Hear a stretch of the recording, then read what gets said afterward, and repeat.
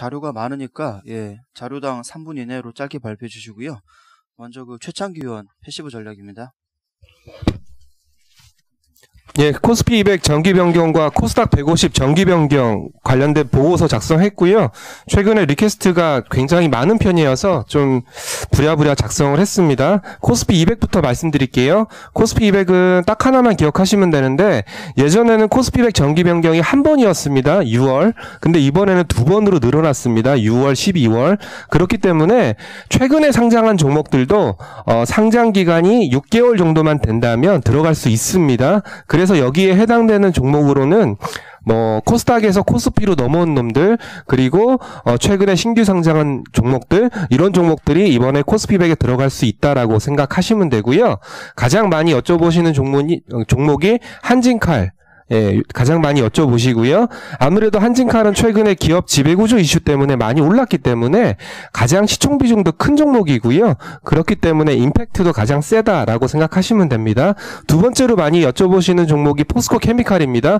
포스코케미칼은 코스닥에서 코스피로 이전 상장했기 때문에 신규 상장 효과 플러스 한진칼 다음으로 시총 비중이 큰 종목입니다. 그래서 좀 눈여겨보실 필요가 있고요.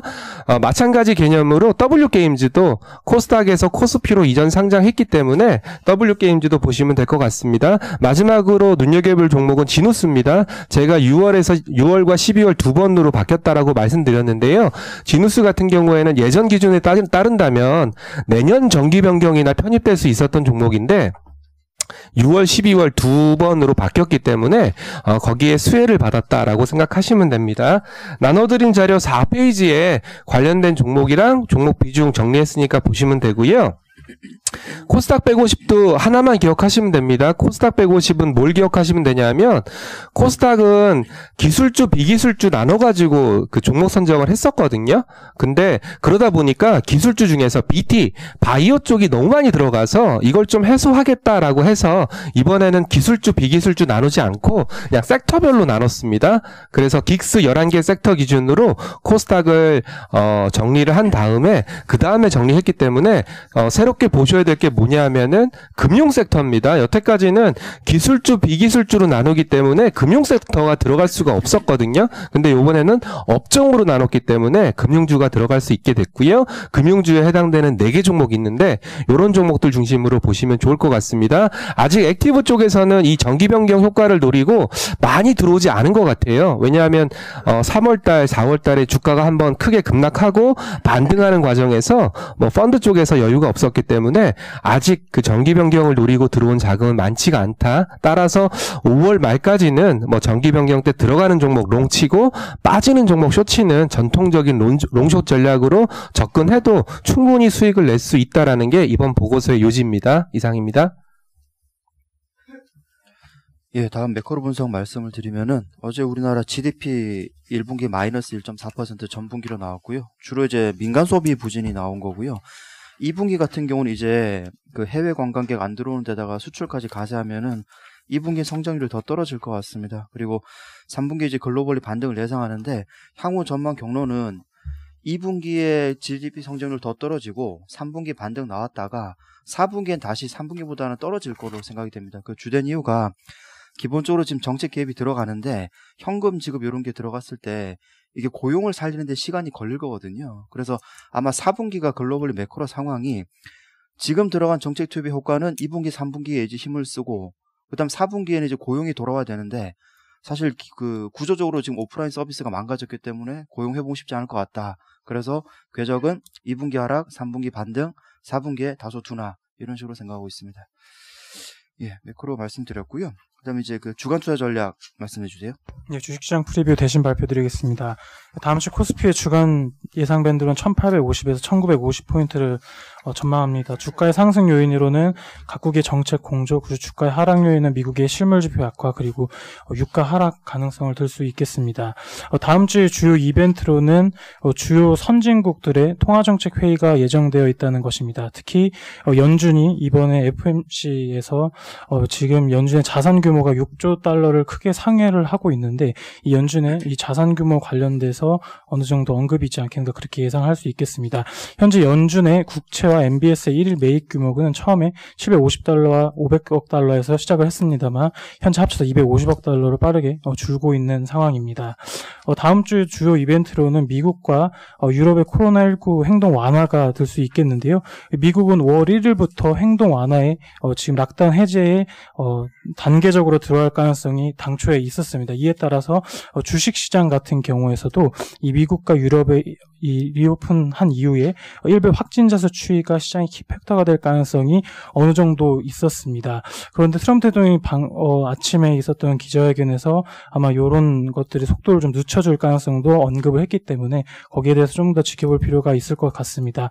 현재 지수는 주가에 상당히 어느 정도 완화되고 있는 상황에서 종목별로 장세 흐름이 이어지고 있습니다. 저희는 다음 주에 미국과 유럽에서 어느 정도 확진자 수 추이가 감소세를 이어가게 된다면 이 수요 증가를 기대할 수 있는 소비 관련 업종들로 순환매 흐름이 일어나지 않을까 그렇게 기대를 하고 있습니다. 이상입니다.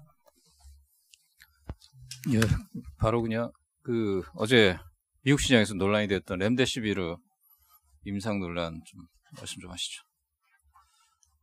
예. 어제 길리어드사 주가도 4.3% 정도 하락했고요. 렘데시비르 이 코로나 치료제로 지금 가장 유력하게 거론되고 있는 약물이 임상 실패했다 이런 루머가 퍼지면서 전반적으로 미국 시장이 하락했습니다. 근데 이제 발단은 WHO의 이제 우연히 아주 잠깐 그 중국 임상 결과가 오픈이 된 올라온 상황이었는데 지금 다시 삭제된 상황이고요. 근데 지난번 보고서에도 한번 업데이트 드렸는데 중국은 지금 삼상하다가 환자 모집이 그러니까 확진자가 급감하는 바람에 환자 모집이 잘 안 돼서 그냥 드랍을 했습니다. 그래서 지금 뭐 이게 통계 처리된 유의미한 데이터도 아니고 크게 의미는 없을 거라고 보고요. 일단 이 데이터로는 중국 데이터로는 판단이 어렵다라고 보고 있고 오히려 이제 미국을 포함한 글로벌 삼상 결과가 이제 빠르면 다음 주 아니면 5월 초 이렇게 나올 것이기 때문에 글로벌 데이터가 중요하지 이 중국 데이터는 임상 데이터로서의 의미는 크게 없다라고 보고 있습니다. 예, 질문 없으시면 산업기업 분석 LG상권 조미진 의원입니다. 네, 어제 오후에 LG생활건강 실적 발표가 있었고요. 실적은 당사 영업이익 추정치가 2,000억이고 그리고 컨센서스가 2,300억 정도인데 이거 대비 훨씬 좋았습니다. 면세 중국 현지 그리고 방판 채널이 우려 대비 좀 굉장히 양호했고요. 우선 면세 같은 경우는 1월 달이 원래 이제 코로나 영향이 없었던 일반 달이었기 때문에 이때 호조를 보였었고 그리고 2, 3월에도 사실 뭐 딸공들이 되게 제한적으로 활동을 했었으나 후 브랜드가 워낙 좀 견조한 브랜드력을 갖고 있다 보니 후 중심으로 해서 면세에서도 제한적이나마 계속 매출이 되었던 것으로 파악을 했고요. 그리고 중국 현지에서도 2월에는 코로나 영향이 좀 극심했는데 3월부터는 좀 완연한 회복세를 보이면서 중국 현지에서도 뭐 6% 정도밖에 매출 하락이 없었던 것으로 보여집니다. 그리고 방판 채널은 사실 대면 채널이라서 피해가 극심할 것으로 보여졌었는데 사실 컨택 포인트만 있으면 뭐 배송이나 이런 부분들로 해서 언제든지 좀 보내줄 수 있는 채널이다 보니 사실 초반에는 우려가 좀 많았었는데 방판 채널은 오히려 7% 정도 매출이 올라왔습니다. 따라서 우려했던 채널들이 다 호조를 보이면서 실적은 작년보다 오히려 좋은 영업이익 3.6% 증가하는 어닝 서프라이즈를 달성을 했습니다. 따라서 뭐 코로나가 가장 극심했던 1분기 때 이런 좋은 실적을 냈고 또 사실 중국 현지 같은 경우는 지금 2분기 때는 오히려 외부 활동들이 많이 재개가 되었기 때문에 중국 현지는 좀 예전보다 오히려 더 좋을 것으로 좀 보여지고 있어서 뭐 2, 3, 4분기 계속 이어서 견조한 실적 흐름이 이어질 것으로 예상됩니다. 어닝 추정치 높이면서 목표 주가를 150만 원에서 170만 원으로 상향하겠습니다. 예, 다음 네이버 안재민 의원입니다. 네, 네이버 말씀드리겠습니다. 투자 의견 바이 유지하고요. 목표 주가 24만에서 25만 원으로 상향합니다. 실적은 낮아진 기대치에 비해서는 상회를 했고요. 사실 국내보다는 라인이 돈을 좀 극도로 안 썼기 때문에 실적은 서프라이즈가 나오긴 했는데 사실 이제 저희가 주목해야 될 부분들은 새로운 이제 약간 베팅들입니다. 제목에 적혀 있지만 스마트 채널 그리고 브랜드 스토어 이런 것들을 좀 공격적으로 지금 오픈을 하고 있는데요. 스마트 채널은 저희가 이제 카카오톡에서 이제 강조드리고 있는 카카오톡 비즈보드 광고 한 줄 들어가는 것들을 이제 네이버에도 적용을 할 거고요. 이제 기존의 네이버 광고는 시간으로 쪼개서 파는 구조였습니다. 근데 이제 이거는 트래픽으로, 그래서 사람들이 많이 몰리면 그만큼 광고가 더 빨리 소진이 되기 때문에 매출 상승이 좀 기대가 되는 부분들이고요. 브랜드 스토어는 이제 쿠팡을 저격했다라고 보시면 될 것 같습니다. 그래서 이제 CJ 대한통운하고 이제 물류를 곤지암에다 세팅을 해놓고요. 거기서 이제 24시간 내 배송이 가능한 이제 브랜드 스토어를 만들었습니다. 그래서 이제 본격적으로 커머스 시장에서도 더 공격적으로 뛰어들었다라고 저희 보시면 될 것 같습니다. 회사가 지금 1분기보다 2분기에 대한 워닝을 많이 줬거든요. 그러니까 광고가 사실은 선집행되는 것들이 있어서 2월, 3월 달 이후로 지금 선집행률이 많이 떨어지기 때문에 실적은 2분기가 슬로우할 수 있습니다. 다만 말씀드렸던 이런 변화들이 오히려 지금은 좀 긍정적으로 봐야 되는 타이밍이고, 저희가 이제 인터넷이랑 게임을 같이 말씀드릴 때 시장이 반등할 때는 인터넷이 탄력도가 높을 거다라고 말씀드렸는데 실제로 지금 전고점 왔거든요. 주봉 월봉 보시면 신고가예요. 그래서 다시 위로 갈 수 있는 타이밍이 온 것 같다. 네이버, 카카오 둘 다 지금은 되게 좋은 상황이다라고 보시면 될 것 같습니다. 이상입니다. 예, 포스코 케미칼 변종만 의원입니다.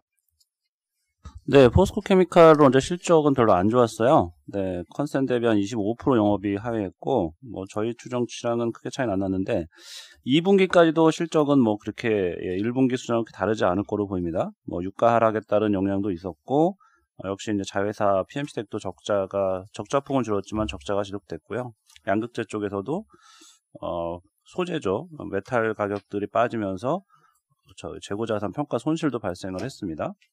근데 이제 이게 생각해 보면요, 이 회사는 어차피 지금 이제 주가가 지금 실적을 보고 움직이는 회사는 아니기 때문에 크게 영향이 없다라고 보고요. 이제 포스트 코로나 이후로 생각을 해야 되는데, 역시 성장주가 대안일 거라는 관점에서는 이렇게 성장 투자를 지속하고 있는 회사가 주목받을 수밖에 없을 거다, 이렇게 생각을 하고 있습니다. 지금 2차 전지 산업에 대한 투자 심리도 좀 회복되고 있다라고 보이는데요. 일단 공장들 문 닫고 했던 것들이 재가동에 대한 요구가 좀 높아지고 있고, 좀 우려했던 환경 정책의 변화도 없는 것 같습니다. 그리고 폭스바겐 그 프로젝트도 예정대로 진행될 거라고 보여서 2차 전지에 대한 투자 심리가 개선될 거라고 생각을 합니다. 그러면 국내에서는 유동성과 그다음에 그 성장성에 대한 기대감 때문에 포스코 케미칼 같은 회사들의 주가가 많이 오를 거라고 생각을 하고 있고요. 또 한 가지는 앞서서 최창규 연구원 말씀하셨는데 6월 코스피 200 정기 변경에 가장 대표적으로 들어가는 종목입니다. 그런 점에서도 수급상 긍정적이라고 생각하고 있습니다. 이상입니다. 예, 현대글로비스 정현승 의원입니다.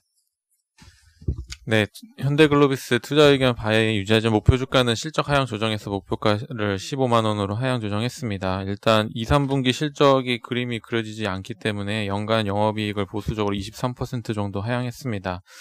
1분기 실적은 사실 코로나 영향이 없었고 오히려 일시적으로 좀 좋았습니다. 왜냐하면 부품 유통이 좀 늘어났기 때문에 그랬고요.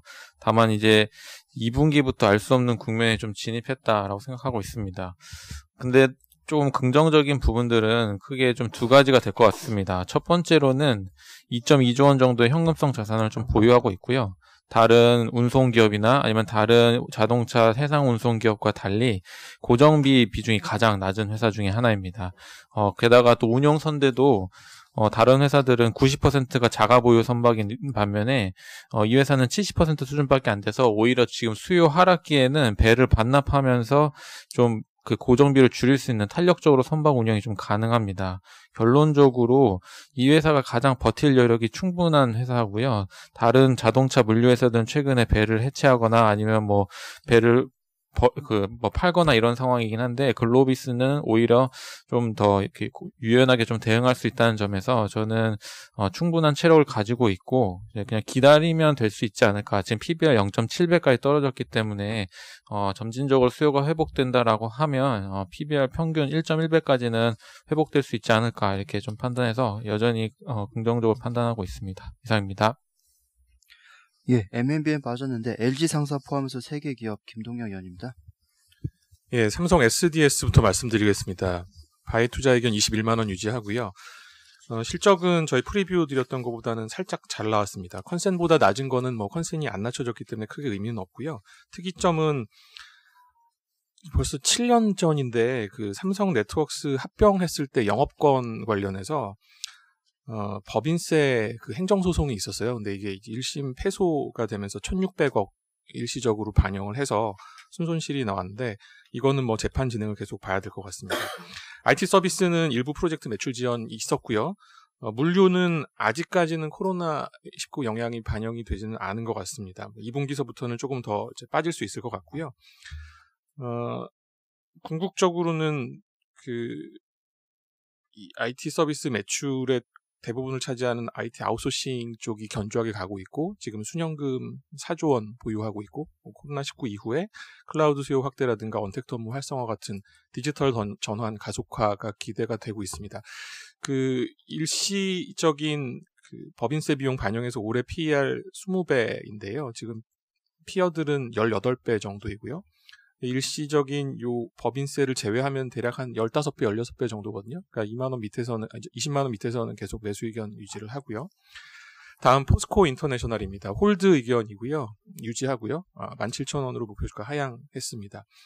1분기 실적은 컨센 충족을 했고요. 그 미얀마 가스전이 테이크오페이 잔여 물량이 올해 상반기까지는 계속 나올 거기 때문에 이쪽이 견조하게 나왔고 무역은 아직까지는 코로나19 영향 반영이 덜 된 것 같습니다.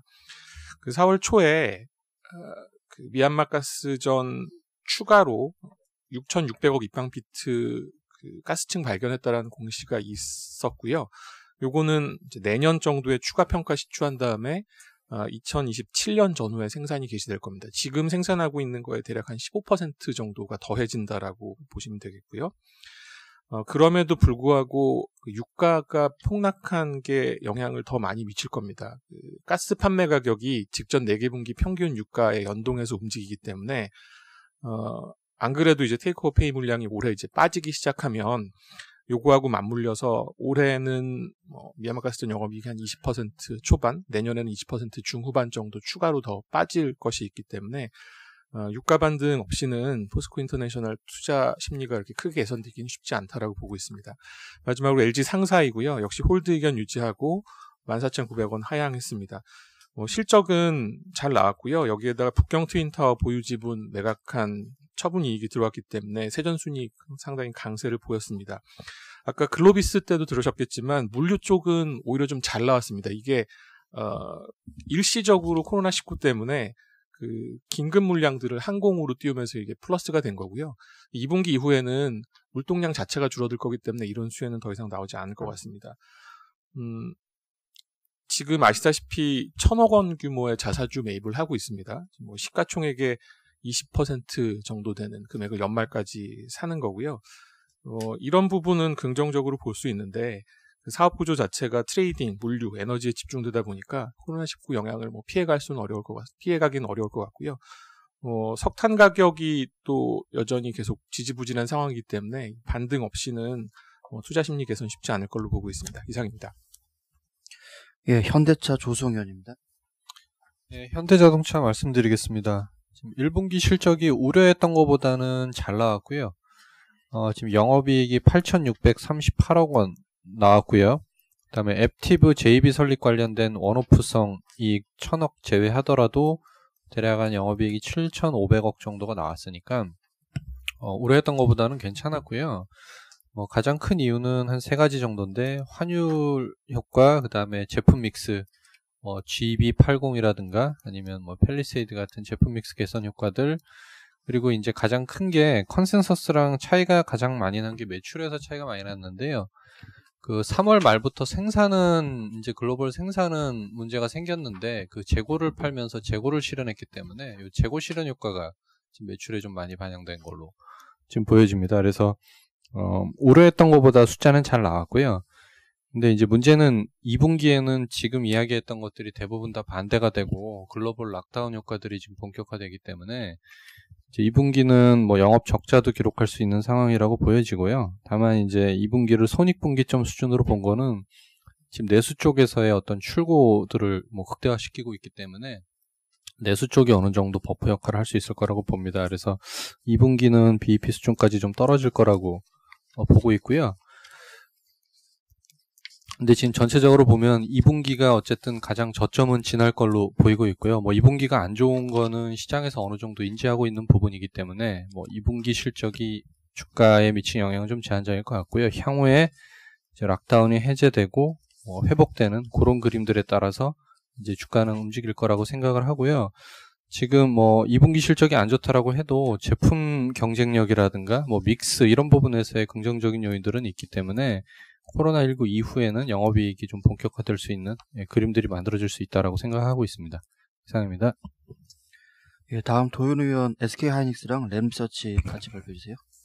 예, 하이닉스 어제 실적 나왔는데요. 영업이익 8천억 나와서 저희 추정치랑 컨센서스 다 상회했습니다. 한 5천억 정도 추정을 했었는데 제일 큰 이유는 회사 그 낸드 가격이 좀 올라가면서 재고 자산 평가 손실이 있었는데 이거 한 2천억 정도 환입된 게 실적에 좀 도움됐다 이렇게 보고 있습니다. 게다가 설명을 한 게 작년 4분기부터 하이퍼스케일러 데이터 센터 투자가 재개가 되고 있고 최근에 이 재택근무라든지 온라인 교육 때문에 PC가 상당히 좀 잘 팔리고 있는 거 이런 게 스마트폰 판매 감소리나 모바일 제품 수요 부진을 많이 상쇄하고 있다 이렇게 얘기를 하고 있습니다.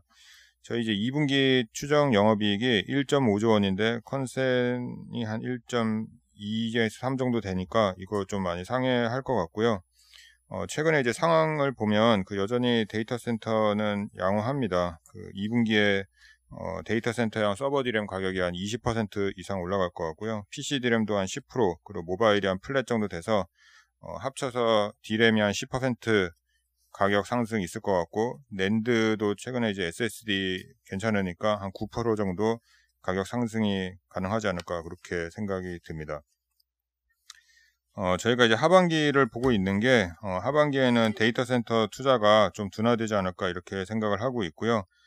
반대로 스마트폰 수요가 좀 개선된다 이렇게 보고 있습니다. 4월 15일에 애플이 발표한 아이폰 SE 모델이 뭐 보셔서 아시겠지만 그 가격 대비 성능이 상당히 이제 괜찮고요. 판매량이 좋지 않을까 이렇게 보고 있습니다. 그리고 중국이 코로나 영향에서 제일 먼저 벗어났기 때문에 경기 부양 위해서 최근에 5G 인프라 구축 좀 많이 서두르고 있고요. 양회 이후에 보조금을 대거 이제 살포한다 그런 얘기들도 있습니다. TSMC가 하반기에 발표될 아이폰 12 5G 모델인데 이게 한 예전에는 좀 많이 딜레이 될 거다 이렇게도 많이들 생각을 했었는데 최근에 여기에 들어가는 AP를 추가 수주 받았다 이런 얘기들도 있습니다. 그래서 최근에 그 글로벌 스마트폰 판매량 전망치가 각 기관마다 다르긴 한데 최소 마이너스 20%에서 마이너스 30%까지 전망을 하고 있는데 TSMC가 얘기한 거는 한 8%에서 9% 정도에 불과할 거다. 하반기에 리바운드가 좀 클 거다 이렇게 얘기를 하고 있습니다. 데이터 센터는 그 최근에 구글 CEO가 얘기한 것에도 볼 수 있듯이 비용 축소를 위해서 하반기 데이터 센터 투자를 좀 줄일 거다 이렇게 얘기하고 있고요. 지금 너무 많이 하고 있기 때문에 하반기로 갈수록 이제 슬로우 다운 하지 않을까 그렇게 보고 있습니다. 투자자분들이 많이 물어보는 게 뭐 스마트폰 좋아지고 데이터 센터 둔화되면 뭐 어떻게 되는 거냐라고 궁금해 하시는데 모바일 디램 수요 비중이 40%고 데이터 센터가 30%이기 때문에 뭐 둘 다 좋아지면 뭐 금상첨화겠지만 하나만 좋아진다라고 하면 스마트폰 쪽이 좋아지는 게 데이터 센터 좋아지는 것보다는 조금 더 유리하다 이렇게 보고 있습니다. 지금 뭐 주가 좀 지지부진한데 3분기 이후에 대한 가시성이 투자자들 사이에서 좀 없어서 그렇고요. 5월 한 중순 정도 되면 3분기 고정거래 그 가격에 대한 좀 가시성이 좀 나오거든요. 그래서 그 이후에 주가가 좀 다시 올라갈 수 있지 않을까 그렇게 생각을 하고 있습니다. 시장에서 보는 3분기 가격은 한 플랫에서 3% 정도 되는데 지금 분위기 파악해 보면 한 5% 이상은 올라갈 수 있지 않을까 그렇게 생각이 듭니다. 이어서 이제 램리서치 말씀을 드리면 램리서치 이제 식각장비 세계 1등 업체인데 1분기 실적은 뭐 양호했습니다. 이 회사가 코로나 때문에 본사랑 팹 일부를 폐쇄했었거든요. 그럼에도 불구하고 뭐 EPS가 전분기 대비해서 한 1% 정도밖에 감소를 안 했고요. 컨센서스 뭐 비슷하게 나왔습니다. 회사가 얘기를 한 게 현재 그 수주 잔고가 사상 최대치를 기록하고 있다 이렇게 얘기를 했고요. 코로나에도 불구하고 반도체 장비 수요에 대해서 긍정적인 전망을 제시했습니다. 뭐 데이터 센터도 뭐 양호하고 하반기에 스마트폰 어느 정도 올라올 수 있기 때문에 2020년 글로벌 반도체 장비 투자가 좀 양호하게 나오지 않을까 이렇게 얘기를 하고 있고요. 저희가 이제 파악한 거는 삼성전자랑 하이닉스도 코로나19 이제 발발하고 나서 투자 계획을 많이 축소를 했다가 최근에는 코로나 이전 계획으로 다 이제 원복시킨 걸로 파악을 하고 있습니다. 이전 계획이 삼성이 올해 D램 50K 투자하고 낸드 80K 이상 투자하는 건데 이게 코로나 일어나고 나서 거의 절반까지 줄었다가 최근에 이제 도로 다 회복됐다 이렇게 보시면 될 것 같습니다. 하이닉스는 오히려 늘리는 것 같고요. 올해 D램 투자 안 한다라고 얘기했다가 최근에 그 우시의 신규 팹에 3조 이상 투자해서 30K 이상 투자한다 이렇게 얘기가 나오고 있습니다. 오늘 아침에 그 인텔 실적도 나왔던데 예. 보니까 그 뭐 1분기는 역시 잘 나왔던데 가이던스를 상당히 낮게 주면서 지금 장외에서 급락하고 있는 것 같은데 시간 내에서요. 예. 이거 어떻게 보는지요? 예. 인텔은 1분기 실적은 그 말씀하신 대로 그 이어론 이어로 매출액이 한 23% 정도 증가했습니다. 그리고 부문별로 보면 데이터 센터 쪽 매출이 43% 늘어가지고 뭐 상당히 양호했고요. 뭐 부진했던 PC도 한 14% 정도 늘었습니다. 아까 말씀드렸듯이 뭐 재택근무, 뭐 온라인 교육 이런 것들 때문에 최근에 이제 PC가 잘 팔리고 있어서 1분기 실적은 상당히 뭐 잘 나왔고요. 2분기에 대한 가이던스가 2분기까지는 괜찮습니다. 컨센이 18억 불인데 18.5억 불 제시를 해서 컨센보다는 양호하게 제시를 했습니다. 근데 EPS가 조금 못 미치고요. 컨센이 1.17달러인데 1.1달러 제시해서 뭐 비용이 좀 부담이 된다 이렇게 얘기를 했고 회사가 얘기한 게 뭐 코로나 바이러스로 인한 영향이 뭐 아직까지 뭐 다 뭐 없어진 건 아니다 이렇게 얘기를 했고 연간 가이던스에 대해서 제공을 중지한다 이렇게 얘기했습니다. 그래서 거기에 대해서 시장이 좀 실망하고 주가가 좀 빠지는 게 아닌가 이렇게 보고 있습니다. 그래서 아까도 이제 말씀을 드렸듯이 시장에서 이 반도체 업종에 대해서 제일 우려하는 게 뭐 2분기까지는 괜찮지만 실물 경기가 좀 많이 둔화되면 3분기 특히 뭐 데이터 센터 지금 상당히 좋은데 이거 많이 둔화되는 거 아니냐 이런 걱정들을 많이 하고 계시거든요. 근데 아까 말씀드렸듯이 5월 중순에 뭐 삼성전자, 하이닉스 이런 메모리 업체랑 고객사들이랑 가격 협상을 시작을 합니다. 그래서 3분기 가격이 시장이 생각하는 것보다 조금 더 올라준다 이런 얘기들이 나오면 주가가 다시 올라갈 수 있지 않을까 그렇게 생각을 하고 있고요. 저희가 이제 뭐 만나서 이제 파악을 해보면 보통 이제 한 달 전이니까 어느 정도 분위기가 나오는데 지금 완전 첨예하게 대립하고 있기 때문에 전혀 이제 회의를 못 한다 이럴 정도로 뭐 서로 의견들이 강합니다. 그 수요처에서는 뭐 코로나로 인한 영향이 3분기부터 본격화되니까 수요가 확 꺾인다 이렇게 얘기를 하고 있고 공급 회사에서는 뭐 우리 투자도 안 하고 있고 지금 뭐 상태 좋지 않냐라고 해서 둘이 막 대립하고 있는데 이게 어느 정도 가시화되는 게 한 2, 3주 정도 후면 된다 이렇게 보시면 될 것 같습니다. 예, LG 디스플레이 고정위원입니다. 예, 1분기는 예상대로 모든 실적 지표 부진했고요. 매출은 QOQ로 감소했고 영업 적자는 이제 지속이 되었습니다. 우선 중소형 OLED 사업 같은 경우는 계절적 비수기 영향으로 설비 가동률은 이제 부진했고요. 애플향 설비인 E6는 1분기 가동률 16% 정도 수준으로 저희 추정하고 있습니다. 대형 LED 사업은 광저우 신규 8세대 설비 가동 못했기 때문에 실적 개선은 없었을 것으로 저희 보고 있고요. 근데 이제 LCD 사업은 TV 부진에도 불구하고 IT용 패널 수요 증가로 믹스 개선 효과 있어서 믹스 개선 효과가 이제 있었기 때문에 이익 전환한 것으로 저희 추정을 합니다. 그래서 플러스 600억 정도 LCD 사업 쪽에서 이제 돈 번 것으로 저희 추정하고 있고요. 1분기 IT 패널 출하 비중은 보통 50에서 60% 정도 수준인데 70% 수준에 이제 육박했을 것으로 저희 지금 보고 있습니다. 어제 이제 실적 컨퍼런스 콜도 있었고요. 크게 두 가지 투자 포인트 저는 찾았습니다. 첫 번째가 2분기에도 IT용 패널 출하량이 코로나19 영향으로 인해서 온라인 교육, 재택근무, 증가로 인해서 증가할 거다라는 게 이제 전망이고 2분기 IT 패널 출하 비중은 70% 넘을 것으로 저희 보고 있습니다. 그래서 2분기 매출은 QOQ로 증가할 것으로 보고 있고 이익 하락도 이제 방어해 줄 것으로 저희 지금 보고 있습니다. 두 번째는 하반기 올레드 영업 전략에 큰 변화는 없었다라는 게 이제 확인이 됐고요. 중소형 OLED 패널을 하반기 애플 아이폰 12 출시 효과로 출하량은 이제 상반기 대비 하반기에 이제 2배 이상 늘 거다라고 이제 CFO가 언급을 했고, 올레드 TV는 화웨이, BGO 등으로 TV 진영이 이제 추가되었다라고 이제 언급을 했는데, 실제로 LGD가 이런 이제 공식적인 자리에서 고객사를 언급한 것은 이제 처음이다라고 약간 보시면 됩니다. 그래서 저는 올레드 사업 실적은 하반기에 크게 개선될 것으로 보고 있고요. 올레드 사업 이익은 상반기 저희 추정하고 있는 영업 적자가 마이너스 5,600억 정도인데, 하반기에는 플러스 800억 정도 수준으로 턴어라운드 할 것으로 보고 있습니다. 코로나 영향은 주가에 대부분 반영되었다라고 저희 판단하고 있고요. 2분기 매출 증가와 하반기 실적 개선을 겨냥하면 만원대 주가에서는 매수 접근 충분히 가능하다고 보고 있습니다. 이상입니다. 예, KB금융지주 조보람 위원입니다. 네, KB금융지주 예상치 하회하는 1분기 실적 발표했는데요.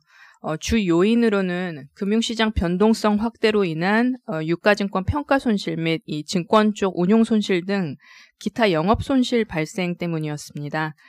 이 부분을 사실 제외한다고 보면 나머지 핵심 영업력은 이 코로나 사태의 발발에도 불구하고 상당히 양호한 수준이었던 것으로 평가하고 있습니다. 주요 지표는 마진은 그룹 차원에서 한 4bp 정도 하락했는데 이자 하락세와 안심 전환 대출 감안했을 때 그래도 이 정도면 방어를 잘 했다고 평가되고요.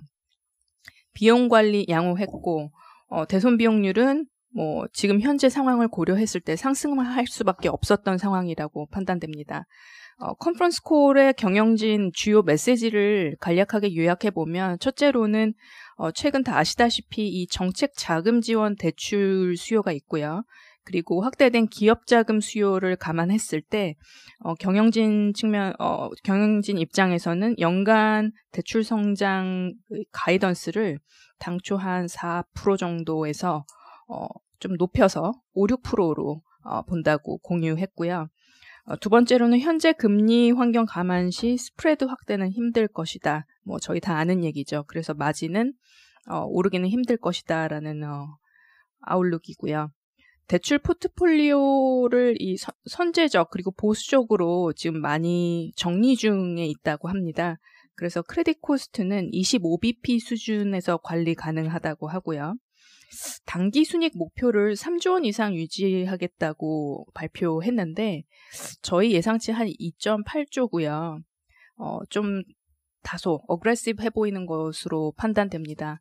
이 부분에는 프루덴셜 M&A 이후 염가 매수 차익과 또 거기서 들어오는 추가적인 순이익 이런 부분을 감안하지 않았을까 그렇게 판단하고 있습니다. 자본 정책 이 부분 관심 높았었던 부분인데요. 정부의 스탠스 및 현재 상황을 여러 가지 판단은 하되 그래도 일관된 방향성 및 중장기 배당 성향 목표 30% 훼손하지 않겠다라고 약속했습니다. 저희 투자 의견 바이 및 목표 주가 46,000원 유지합니다. 이상입니다. 예, 다음 해외 주식 넘어가서 그 로키드 마틴은 자료 대체하고요. 임주영 의원 발표해 주세요. 네, 글로벌 5G 대표 기업인 에릭슨하고 자일링스 실적을 좀 말씀드리겠습니다. 에릭슨 좀 말씀드리면 매출액은 컨센서스 좀 하회했고 영업이익은 컨센서스를 좀 상회를 했습니다. 네트워크 부분 믹스 개선으로 수익성이 좀 향상이 됐고요. 2분기 실적은 이제 코로나랑 중국 물량 증가 영향으로 좀 매출이랑 수익성 모두 둔화될 거라고 전망을 했지만 중장기 전망에 대해서는 좀 긍정적인 시각을 유지했습니다. 그리고 올해랑 2022년까지 실적 목표치를 좀 조정할 필요가 없다라고 좀 언급을 했고요. 이제 중요한 거는 이제 북미 지역에서 하반기에 좀 투자가 크게 증가할 거라고 좀 예상을 했는데, T-모바일하고 스프린트 합병이 좀 마무리가 되고 합병법인이 5G 투자를 좀 재개할 거다라고 예상을 했기 때문이고요. 지금 전반적으로 이제 코로나 영향으로 미국을 비롯해서 이제 유럽 주요국이 주파수 경매가 좀 지연되고 있는 상황입니다. 5G 기술표준 협회인 3GPP도 협회 일정을 좀 3개월 정도 연기를 했는데요. 약간 지금 상반기에는 뭐 중국을 제외하고는 이제 약간 전반적으로 주춤한 것으로 좀 파악이 되고 있고요. 좀 하반기에 좀 모멘텀이 좀 강화될 거라고 예상이 되고 있는데, 좀 각국 정부가 경기 부양 목적으로 좀 5G 촉진 정책을 좀 제시할 가능성이 좀 높기 때문이라고 좀 보고 있습니다. 이어서 이제 자일링스 말씀드리겠습니다. 매출액은 컨센서스 소폭 상회했지만 EPS는 좀 컨센서스 하회를 했고요. 코로나19로 인한 불확실성을 이유로 연간 가이던스를 제시하지 않았습니다. 다음 분기 가이던스는 이제 중간값 기준으로 한 19% 하락한 수치를 좀 제시를 했는데, 통신 쪽 빼고 모든 사업부가 전분기 대비 좀 감소할 거라고 예상을 했습니다. 부진한 가이던스의 주가는 한 3.8% 하락을 했고요. 코로나로 인해서 서플라이체인 영향은 좀 제한적인 반면에 좀 수요는 영향을 받고 있다고 언급을 했고, 자동차 쪽이랑 방송 컨슈머 쪽에서 부정적인 영향을 좀 받고 있으면서 특히 이제 자동차 판매가 크게 감소함에 따라서 좀 약세를 보이고 있다라고 말을 했습니다. 다만 데이터 센터 쪽은 이제 클라우드란 고성능 컴퓨팅 수요 호조로 호실적을 기록을 했고, 통신 쪽에서는 더딘 5G 투자로 전년동기 한 46% 정도 하락을 했습니다. 단기 모멘텀은 좀 부재하지만 좀 중장기적으로 5G랑 데이터 센터 제품 로드맵하고 수요는 좀 견조하다고 판단하고 있어서 QOQ 실적 개선 확인하고 좀 시간이 좀 필요한 시점이라고 좀 보고 있습니다. 이상입니다. 예, 채권 전략은 자료 대체하겠고요. 이상 모닝 미팅 마치겠습니다.